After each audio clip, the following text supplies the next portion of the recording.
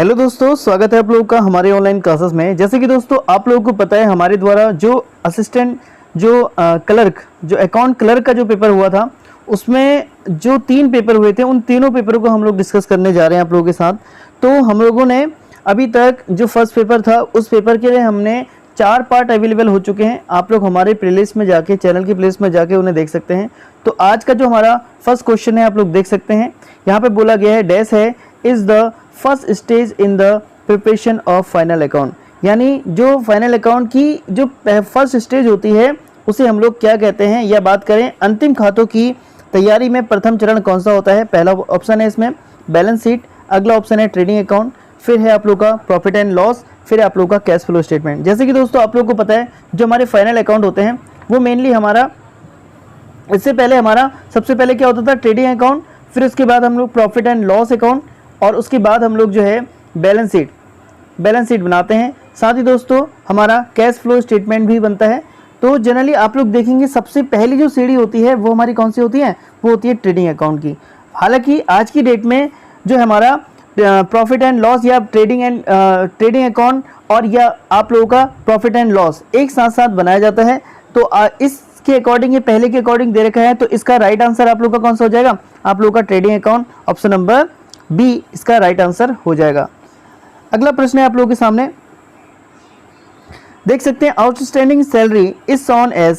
जो हमारी outstanding salary होती है, ये बकाया वेतन होता है, उसको कहाँ दर्शाया जाता है ये हमें बताना है। तो पहला ऑप्शन आप लोग देख सकते हैं credit side of profit and loss account, asset side in balance sheet, फिर बात करते हैं डेबिट साइड ट्रेडिंग अकाउंट, या फिर बात करें हमारा liability side of balance account. तो दोस्तों सबसे पहले आप लोग समझेंगे कि आउटस्टैंडिंग सैलरी क्या होती है। इससे पहले भी शायद इससे रिलेटेड क्वेश्चन आप लोगों का आ चुका है। तो आउटस्टैंडिंग सैलरी वो सैलरी होती है जो हमारे करंट ईयर से रिलेटेड होती है, लेकिन उसका पेमेंट हमने नहीं किया होता है। तो आप लोग समझेंगे करंट ईयर से रिलेटेड है लेकिन उसका पेमेंट हमने नहीं किया है। तो जब हमने पेमेंट नहीं किया है तो कहीं ना कहीं वो हमारे लिए क्या है, एक लायबिलिटी है। तो अब ये जो आउटस्टैंडिंग सैलरी होती है इसको हम लोग कहाँ दिखाते हैं, इसको हम लोग बैलेंस शीट के अंतर्गत दिखाते हैं। और बैलेंस शीट में दिखाते हैं तो और कहाँ, और ये किस प्रकार का है, हमारा एक लायबिलिटी है। तो जनरली इसका राइट आंसर क्या हो जाएगा, इसका राइट आंसर हो जाएगा हमारा लायबिलिटी साइड ऑफ जो हमारा बैलेंस शीट होगी। चलिए अगले क्वेश्चन को देखते हैं। यहाँ पे बोला गया है which of the following is added to capital. यानी किस चीज को हम लोग पूंजी में या कैपिटल में ऐड करेंगे या जोड़ा जाएगा, पूंजी में किसे जोड़ा जाएगा ये बताया गया है। तो पहला ऑप्शन है टैक्स, इनकम टैक्स, अगला ऑप्शन है इंटरेस्ट ऑन कैपिटल, अगला ऑप्शन है इंटरेस्ट ऑन ड्राइंग, अगला ऑप्शन है ड्राइंग। तो दोस्तों जनरली आप लोग याद रखेंगे हम लोग क्या देखते हैं कि जो हमारा ऑनर होता है, बिजनेस का जो ऑनर होता है, ऑनर हमारे 2 अकाउंट को रिफ्लेक्ट, ऑनर से रिलेटेड हमारे 2 अकाउंट होते हैं, एक हमारा कैपिटल और दूसरा हमारा ड्राइंग। तो कैपिटल और ड्राइंग 2 अकाउंट हमारे किसको रेफर करते हैं, हमारे ऑनर को।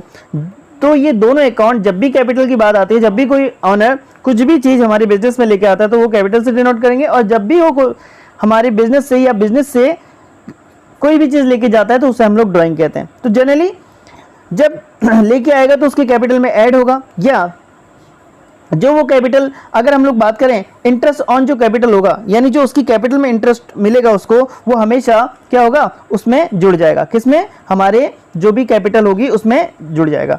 तो दोस्तों कैपिटल में क्या क्या चीजें जुड़ती हैं आप लोग याद रखना, अक्सर क्वेश्चन पूछ लिया जाता है आप लोगों से।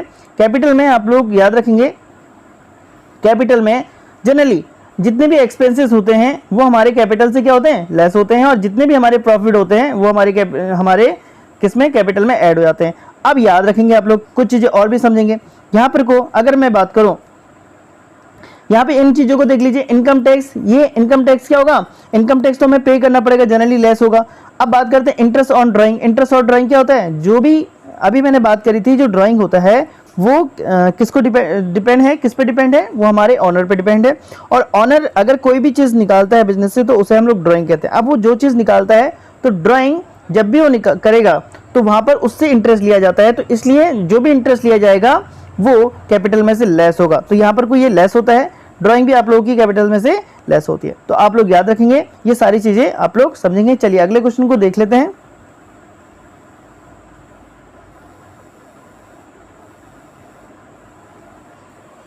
चलिए, तो हमारा अगला क्वेश्चन है, आप लोग देख सकते हैं यहाँ पे बोला गया है इफ़ ओपनिंग स्टॉक दे रखा है यहाँ पे 10,000 और हमारा क्लोजिंग स्टॉक दे रखा है आप लोग का 15,000, हमारा परचेस दे रखा है 50,000 और डायरेक्ट एक्सपेंसेस दे रखे हैं 5,000, तो कॉस्ट ऑफ गुड्स सोल्ड हमें बताना है।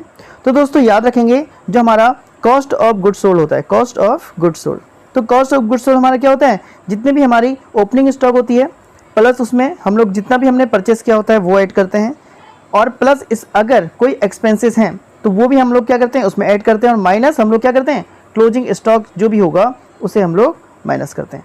तो अगर हम लोग देखें तो सारी चीज़ें अवेलेबल हैं आप लोगों के सामने। ओपनिंग स्टॉक दे रखा है आप लोगों का कितना 10,000, आप लोगों का जो है परचेज भी दे रखी है 50,000 की, और अगर हम लोग बात करें एक्सपेंस भी ऑलरेडी दे रखा है आप लोगों का 5,000, तो यहाँ पर को हम लोग देखेंगे 5,000 और माइनस यहाँ पर को हम लोग करें तो यहाँ पर को माइनस हमारा क्लोजिंग स्टॉक भी आप लोगों के सामने दे रखा है 15। अगर हम लोग देखें इन सबको तो यह आया आप लोगों का 65,000 और इसमें से हम लोग माइनस करें 15,000 को तो यह आ जाएगा आप लोगों का 50,000।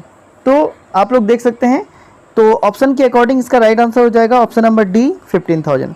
तो दोस्तों आप लोग देखेंगे यहाँ पर को कॉस्ट हमारा जो कॉस्ट ऑफ गुड्स सोल्ड है या बेचे गए माल की जो कुल मूल्य निकालना था वो आप लोग जो भी फार्मूला होता है कॉस्ट अकाउंटिंग का और जो जो चीज़ें अवेलेबल होती हैं उसको फार्मूले पे रख के हमारी निकल जाती हैं। कभी कभी ऐसा होता है रैंडमली यहाँ पर से ओपनिंग स्टॉक पूछ लेता है, तो उसी फार्मूले को हम लोग आगे पीछे करके एनालिसिस करके हम लोग निकाल सकते हैं। चलिए अगले क्वेश्चन को देखते हैं। अगला क्वेश्चन है आप लोग के सामने, विच of the following is not shown in the year and balance sheet. Year and balance sheet. तो दोस्तों किसे हम लोग जो है वर्ष के अंत में जो है किसको तुलन पत्र या बैलेंस शीट में नहीं दिखाते हैं, यहाँ पे बताना है आप लोग को। जो हमारी बैलेंस शीट है उसमें हम लोग किसे नहीं दिखाते हैं ये जनरली बताना है। पहला ऑप्शन आप लोग देख सकते हैं ओपनिंग स्टॉक, अगला ऑप्शन देख सकते हैं आप लोग क्लोजिंग स्टॉक, अगला ऑप्शन देख सकते हैं बिल रिसीवेबल, अगला ऑप्शन देख सकते हैं डेटर। तो दोस्तों जैसे कि आप लोगों को पता है जो भी हमारी बैलेंस शीट होती है उसमें हम लोग दो चीज़ों को स्पेशली दिखाते हैं, एक तो क्या लायबिलिटी और दूसरा क्या एसेट। अब जितनी भी लायबिलिटीज़ होती हैं और जितने भी एसेट होते हैं वो हम कहाँ दिखाते हैं, हमारी बैलेंस शीट में। अगर आप इन सारे ऑप्शनों को देखो तो आप लोगों को जनरली आंसर इसी में मिल जाएगा। देखिए अगर हम लोग बात करें ओपनिंग स्टॉक, तो ओपनिंग स्टॉक जैसे ही ओपनिंग स्टॉक आएगा, अगर आप लोगों ने सारे अकाउंट फाइनल अकाउंट मेंटेन किए हैं तो जो हमारा ट्रेडिंग अकाउंट होता है वहाँ पर को हम लोग ओपनिंग स्टॉक को दिखाते हैं। और कभी कभी तो वहाँ पे जो हमारी परचेस होती है एडजस्टेड परचेस होता है तो वहाँ पर को आप लोगों का ओपनिंग स्टॉक भी नहीं आता, क्लोजिंग स्टॉक भी नहीं आता। लेकिन दूसरे ऑप्शन को देखें हम लोग तो यहाँ पे क्लोजिंग स्टॉक है। अब जरा देखिएगा ट्रेडिंग अकाउंट में आप लोगों को क्लोजिंग स्टॉक भी दिखाई देता है, लेकिन कभी कभी क्लोजिंग स्टॉक को लेकर दो चीज़ें आप लोगों के सामने आती हैं कि कभी क्या होता है कि कभी क्लोजिंग स्टॉक को ट्रेडिंग अकाउंट में कंसिडर किया जाता है, कभी नहीं किया जाता है। इससे पहले की कई वीडियो में मैंने इनको अच्छे से डिस्कस किया, आप लोगों ने देख सकते हैं। फिलहाल जब हम लोग इसे ट्रेडिंग अकाउंट में कंसिडर करते हैं तो हम इसे कहाँ दिखाएंगे, तो हम इसे बैलेंस शीट में नहीं दिखाते, और अगर हमने ये कंसिडर नहीं किया है ट्रेडिंग अकाउंट में तो हम इसे बैलेंस शीट में दिखाते हैं। तो याद रखेंगे क्लोजिंग स्टॉक कभी हमारे बैलेंस शीट में आता है, कभी नहीं आता है, आ भी सकता है नहीं भी आ सकता है, वो डिपेंड करेगा इस क्वेश्चन पे। वो जब भी क्लोजिंग स्टॉक को लेकर आएगा तो वहाँ पर को क्लोजिंग स्टॉक के सामने आप लोगों के ट्रेडिंग अकाउंट को कंसिडर करते हुए आप लोगों से पूछेगा। तो यहाँ पर को आप लोग देख सकते हैं। अगले ऑप्शनों की अगर हम लोग बात करें, क्लोजिंग स्टॉक भी हमारा बैलेंस शीट में दिखाया जाता है, बिल रिसीवेबल भी हमारा, बिल रिसीवेबल क्या होते हैं हमारे एसेट होते हैं तो वो भी दिखाए जाते हैं, और डेटर जितने भी बचे होते हैं डेटर भी हमारी एज ए एसेट होते हैं। तो अगर आप लोग देखेंगे तो इसका राइट आंसर कौन सा हो जाएगा, ऑप्शन नंबर ए इसका राइट आंसर हो जाएगा। चलिए अगला क्वेश्चन है आप लोगों के सामने। अगला क्वेश्चन है आप लोगों का, डैश है is not part of central processing unit. यानी दोस्तों जो सीपीयू होता है आप लोगों का, सीपीयू का कौन सा पार्ट नहीं है ये बताना है। केंद्रीय प्रसंस्करण इकाई सेंट्रल प्रोसेसिंग यूनिट का हिस्सा नहीं है, control unit, arithmetic and logic unit, output unit, या फिर बात करें मेमोरी। दोस्तों जैसे कि आप लोगों को पता है कंट्रोल यूनिट, अरिथमेटिक यूनिट और मेमोरी यूनिट ये सारे किसके पार्ट होते हैं, हमारे सेंट्रल प्रोसेसिंग के होते हैं। तो आप लोग देख सकते हैं इसका राइट आंसर क्या हो जाएगा, इसका राइट आंसर हो जाएगा आउटपुट यूनिट। यानी जो हमारी आउटपुट जितने भी यूनिट्स होते हैं वो हमारे सेंट्रल प्रोसेस के पार्ट नहीं होते हैं। चलिए अगला क्वेश्चन है आप लोगों के सामने। अगला क्वेश्चन में बोला गया है any accounting report should be not be, यानी शुड बी नॉट बी कैसी नहीं होनी चाहिए हमारी अकाउंटिंग लेखा जो रिपोर्ट्स होती है वो कैसी नहीं होनी चाहिए?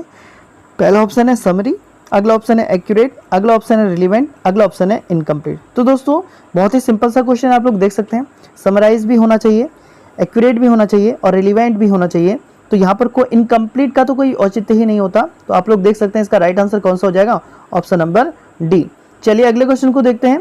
अगला क्वेश्चन आप लोगों के सामने आया था, डैश है is an example of internal user of financial statement. तो दोस्तों इंटरनल यूजर और एक्सटर्नल यूजर इसकी भी मैंने बात कर चुके हैं हम लोग पहले। तो वित्तीय विवरण के आंतरिक उपयोगकर्ता में से एक उदाहरण है।